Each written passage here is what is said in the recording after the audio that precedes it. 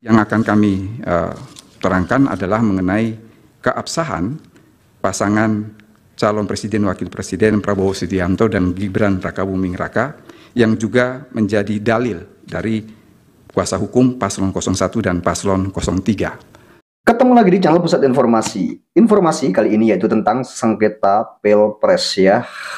Dan yang mau saya bahas yaitu tentang ahli yang didatangkan oleh kubu 02. Kali ini Prof. Edi Harits berhasil mematahkan ya dari ahli-ahli yang didatangkan oleh kubu 01 dan 03 ya teman-teman ya. Dan mari kita tonton video selengkapnya. Ini sangat menarik sekali.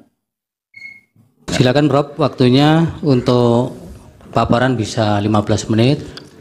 Nanti dilanjutkan tanya jawab 10 menit. Ya, majelis, karena tadi saya merasa keberatan, saya izin untuk mengundurkan diri ketika rekan saya Profesor Harits akan memberikan penjelasan. Nanti saya akan masuk lagi di saksi ahli yang lainnya. Silakan. Sebagai konsistensi dari sikap saya. Terima kasih. Ya. Majelis yang mulia, saya kira sebelum Saudara Bambang Wijayanto meninggalkan tempat. Sudah nggak apa-apa Pak Edi, itu kan haknya beliau juga. Ya, saya kira saya berhak untuk tidak terjadi karakter assassination karena begitu dikatakan oleh Saudara Bambang hari ini pemberitaan dengan seketika mempersoalkan keberadaan saya. Saya hanya ingin mengatakan secara cuma 30 detik bahwa pemberitaan yang disampaikan oleh Saudara Bambang itu tidak disampaikan secara utuh. Pada saat itu Ali Fikri juru bicara mengatakan akan menerbitkan sprindik umum dengan melihat perkembangan kasus. Dan yang kedua, status saya sebagai tersangka sudah saya challenge di Pengadilan Negeri Jakarta Selatan dan putusan tanggal 30 membatalkan status saya sebagai tersangka. Jadi saya berbeda dengan Saudara Bambang Wijayanto yang ketika ditetapkan sebagai tersangka, dia tidak men-challenge tapi mengharapkan balas kasihannya Jaksa Agung untuk memberikan deponer. Terima kasih. Majelis Mahkamah Konstitusi yang saya muliakan, para kuasa hukum paslon 01 dan paslon 03. Pak Edi, ini Prof, izin dari kampusnya belum ada ya? Kami tidak mengajukan izin, jadi memang langsung ke sini. Surat tugas kalau Ya. ingin ya sudah, nanti keterangannya kami yang menilai karena ini bagian dari kelengkapan formal. Ya, ya kan? baik. Ya. Silakan, waktunya diperhatikan. Terima kasih Yang Mulia, karena singkatnya waktu, saya tidak akan membacakan secara detail, tetapi pada dasarnya ada 4 isu yang akan kami jelaskan di sini. Yang pertama adalah mengenai kewenangan Mahkamah Konstitusi. Saya kira Bapak Ibu yang mulia, separuh dari hakim yang mengadili saat ini adalah juga hakim yang mengadili pada tahun 2019, dan saya konsisten tidak pernah merubah pendapat saya bahwa yang menjadi kewenangan Mahkamah Konstitusi hanyalah sebatas hasil perhitungan suara. Tidak lain dan tidak bukan, karena kita melakukan interpretasi gramatikal sistematis baik terhadap pasal 24C maupun pasal 74 dan pasal 75 Undang-Undang Mahkamah Konstitusi. Terhadap isu yang pertama ini, saya ingin mengajukan 2 postulat. Yang pertama adalah primo execuenda es verbis vis nes ceremoni visto obituratur oratio si felix sine argumentis, yang berarti perkataan adalah hal pertama yang diperiksa untuk mencegah adanya kesalahan pengertian atau kekeliruan dalam menemukan hukum. Artinya apa yang terdapat dalam pasal 24C dan Yunto pasal 74, pasal 75 tidak ada interpretasi lain. Apa yang terdapat di dalam fundamentum petendi, baik oleh kuasa hukum paslon 01 maupun kuasa hukum paslon 03, sesungguhnya mempersoalkan hal-hal yang bukan menjadi kewenangan Mahkamah Konstitusi. Artinya, kalau Mahkamah Konstitusi ini diminta untuk mengadili sesuatu yang di luar kewenangannya, sesungguhnya kuasa hukum paslon 01 dan kuasa hukum paslon 03 memaksa Mahkamah untuk melanggar apa yang kita sebut sebagai juridikitas beginsel atau asas juridikitas, yang berarti bahwa Mahkamah atau pengadilan tidak boleh memutus sesuatu yang berada di luar kewenangannya. Mahkamah Konstitusi yang mulia, isu kedua yang akan kami terangkan adalah mengenai keabsahan pasangan calon presiden wakil presiden Prabowo Subianto dan Gibran Rakabuming Raka yang juga menjadi dalil dari kuasa hukum Kalau dilihat paslon dari 01 keterangannya Prof. Edi ini sebenarnya sudah masuk akal juga ya teman-teman ya, karena ini ahli, Prof. Edi ini memang ahli dari dulu yang pernah juga didatangkan di sengketa Pilpres ya beberapa tahun yang lalu gitu ya, yang waktu tahun 2019 ya teman-teman ya. Maka pasangan calon presiden dan wakil presiden yang berkeberatan terhadap keabsahan tersebut seharusnya mengajukan gugatan ke PT UN. Ketika ini tidak dilakukan, berarti pasangan 01 maupun 03 telah melakukan apa yang kita sebut dengan istilah reverting atau melepaskan haknya. Yang kedua, secara de facto pada masa kampanye saat debat presiden dan wakil presiden, hal ini tidak pernah dipersoalkan. Artinya ada pengakuan secara diam-diam. Yang ketiga, masalah yang terkait batas usia. Menurut pendapat kami, KPU hanya melaksanakan putusan MK, sehingga semestinya terkait masalah batas usia ini tidak dipersoalkan kepada KPU, tetapi kepada Mahkamah Konstitusi. Dan yang terakhir, putusan MK dalam perkara Aquo yang saat itu juga berlaku mempunyai kekuatan yang sama dengan undang-undang. Di sini tentunya berlaku asas preferensi umum, yang itu kita dapat pada semester 1 di Fakultas Hukum dimanapun di dunia ini, yaitu lex superior derogat legi inferior, bahwa peraturan yang lebih rendah tidak boleh bertentangan dengan peraturan yang lebih tinggi.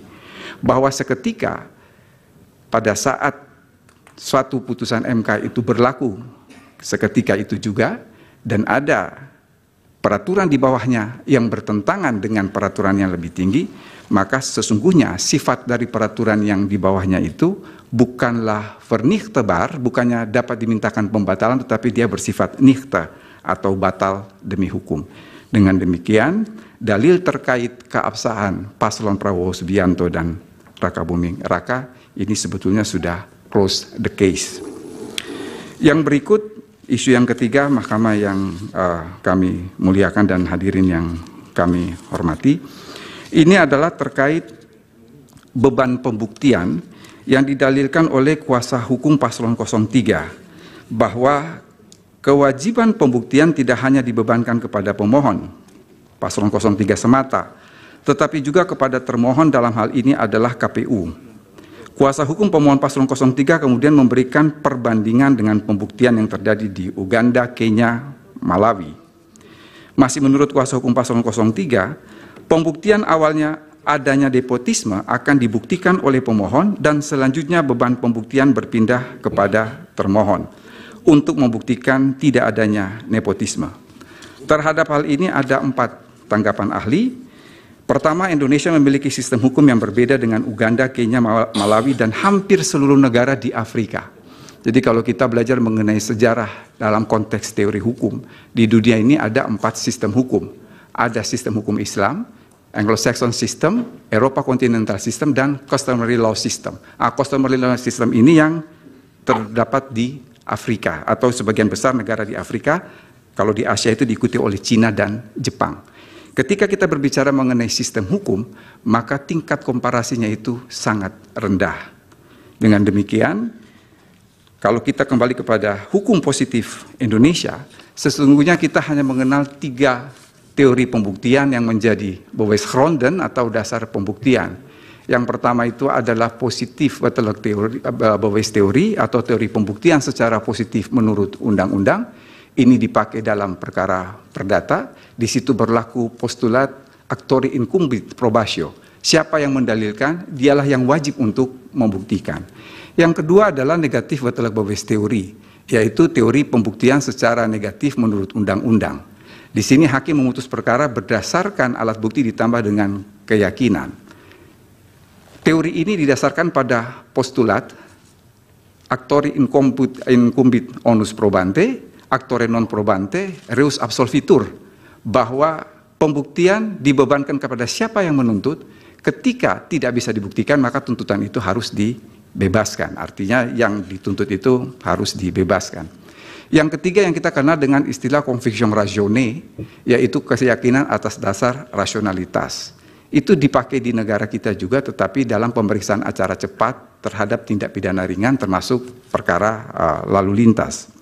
Yang ketiga, permintaan kuasa hukum paslon 03 bahwa pembuktian awal adanya nepotisme akan dibuktikan oleh pemohon dan selanjutnya beban pembuktian berpindah kepada termohon untuk membuktikan tidak adanya nepotisme.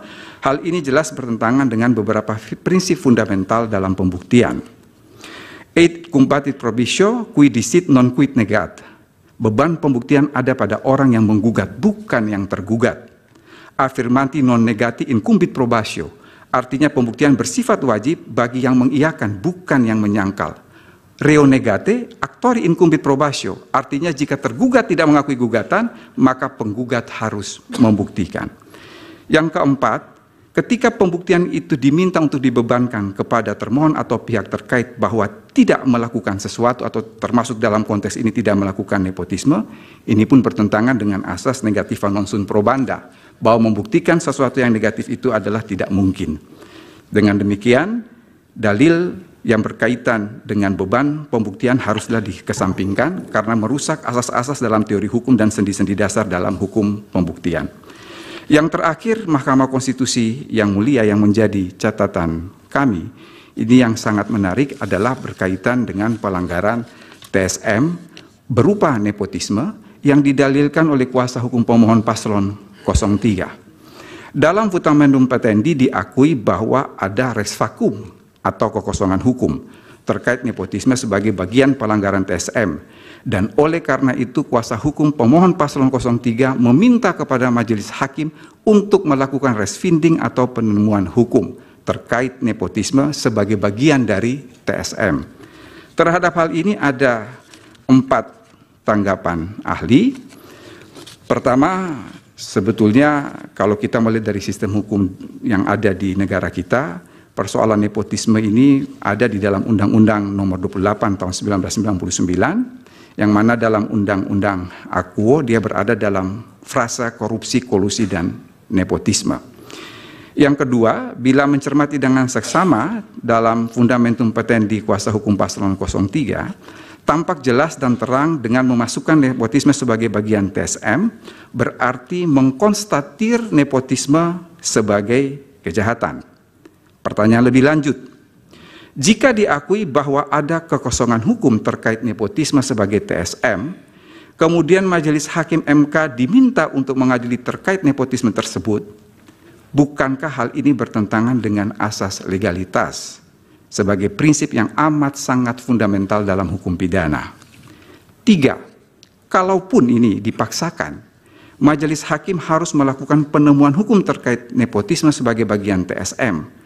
Haruslah dipahami bahwa ada prinsip-prinsip penemuan hukum dalam hukum pidana yang membatasi hakim dalam melakukan penemuan hukum. Di antaranya adalah prinsip proporsionalitas, prinsip subsidiaritas, prinsip in dubio pro reo, dan prinsip exceptio firmat regulam. Berbagai prinsip tersebut hanya merujuk pada satu titik, bahwa penemuan hukum dalam hukum pidana tidak boleh memberikan kerugian kepada terlapor, terperiksa, tersangka, tertuduh, atau terdakwa atas kekosongan hukum tersebut. Yang terakhir, Majelis yang mulia, saya harus mengatakan bahwa ada contradictio interminis dalam Fundamentum Petendi kuasa hukum pemohon paslon 03. Di satu sisi Majelis Hakim MK diminta mengadili nepotisme sebagai bagian TSM, padahal diakuinya terdapat kekosongan hukum. Artinya Majelis Hakim diminta melanggar asas legalitas. Namun di sisi lain dalam Fundamentum Petendi, kuasa hukum pemohon paslon 03 mengutip buku How Democracy Die yang ditulis oleh Stefan Levitsky dan Daniel Ziblatt. Dalam buku itu terdapat anak kalimat yang berbunyi, beberapa pemimpin demikian membubarkan demokrasi dengan cepat seperti Hitler sesudah kebakaran Reichstag 1933 di Jerman. Ini kebetulan, secara kebetulan yang mulia, saya mengulas sedikit saja dalam disertasi saya mengenai peristiwa bukan kebakaran, bukan terbakar, tapi pembakaran gedung Reichstag di Berlin, Jerman, gedung parlemen Jerman. Peristiwa itu terjadi pada tanggal 27 Februari 1933. Sebetulnya yang membakar adalah kaki tangan Nazi Jerman. Tetapi ketika polisi datang dan mengolah TKP, di situ ditemukan seorang tukang batu asal Belanda yang bernama Marinus van der Lubbe. Dia ini kemudian yang dihadirkan di sidang pengadilan dan dijatuhi pidana mati. Mengapa saya katakan ada kontradisio interminis? Sebab Marinus van der Lubbe ditangkap, Hitler memaksa waktu itu mendesak Presiden Jerman Paul von Hindenburg untuk mengeluarkan dekret. Dekret itu dikeluarkan tanggal 23 Maret 1933 dan diberlakukan surut 31 Januari 1933 supaya bisa menjatuhkan pidana mati terhadap Marinus van der Lubbe. Bahkan tidak hanya itu, Hitler memaksa pengadilan di Leipzig untuk melanggar asas legalitas. Ya, jadi di sini kontradisio. Nggak ada di keterangan kan itu, Pak? Kami kira itu saya ingin kami sampaikan. Kurang dan lebihnya mohon maaf. Billahi taufiq wal hidayah. Wassalamualaikum warahmatullahi wabarakatuh. Waalaikumsalam. Dari pihak terkait ada yang ditanyakan? Ada yang mulia, tapi sebelum kami bertanya, kami juga minta penegasan dulu. Tadi Saudara Bambang Wijayanto menyatakan tidak setuju untuk menanyakan ini. Saya mau tanya, apakah itu artinya bahwa pemohon juga semuanya tidak akan bertanya kepada ahli ini? Karena mereka ini kan bertindak kan sebagai pemohon. Atau hanya Bambang pribadi saja yang tidak mau bertanya? Iya. Bagaimana? Pas nanti giliran kami akan kami jawab. Akan menggunakan hak untuk bertanya. Ini pertanyaan hakim, dijawab dulu. Oh, pertanyaan hakim. Kalau pertanyaan hakim saya jawab tidak akan menggunakan. Baik. Baik. Jadi dari pihak terkait dulu, silakan. Yang mulia, tambahan sedikit selain solidaritas dengan rekan kami Bambang Wijayanto, karena tadi prosedur resminya juga belum, karena belum ada surat izin. Jadi ada dua hal yang membuat kami tidak mengajukan pertanyaan. Sudah catat tadi. Silakan. Terima kasih dari yang mulia. pihak terkait. Bisa lanjut Pak yang mulia? Iya. Ya. Pada saudara ahli ya, Bapak Profesor Dr. Edi Hirij. Saya bertanya dua hal saja, nanti dilanjutkan lagi oleh teman saya, Satria Nararya. Yang pertama, konsep lembaga peradilan Mahkamah Konstitusi ini kan dalam sepanjang yang berkaitan dengan perselisihan hasil pemilu, ini kan coraknya adalah speed trial. Karena waktu atau kuota waktu yang disediakan oleh undang-undang cuma 14 hari sudah harus putus. Ini sangat berkaitan dengan bagaimana kira-kira sangat erat kaitannya karakter dan corak menyelesaikan persoalan ini, perkara ini, yang tentunya juga sangat limitatif. Sebagaimana yang didalilkan oleh pemohon selama ini, banyak soal yang memang sangat banyak, yang tentunya sangat tidak mungkin, tidak kompatibel dengan konsepsi lembaga peradilan Mahkamah Konstitusi yang speed trial dan limitatif itu. Nah, ini berkaitan atau beririsan langsung dengan bagaimana teori atau bagaimana prinsip-prinsip pembuktian, bagaimana kira-kira mendudukan real evidence dalam konsepsi pembuktian dalam perkara dengan kecepatan tinggi seperti itu. Untuk bagaimana bisa meneropong semua persoalan, apakah termasuk proses, termasuk tahapan dan seterusnya dalam waktu 14 hari itu. Padahal pemahaman kami bahwa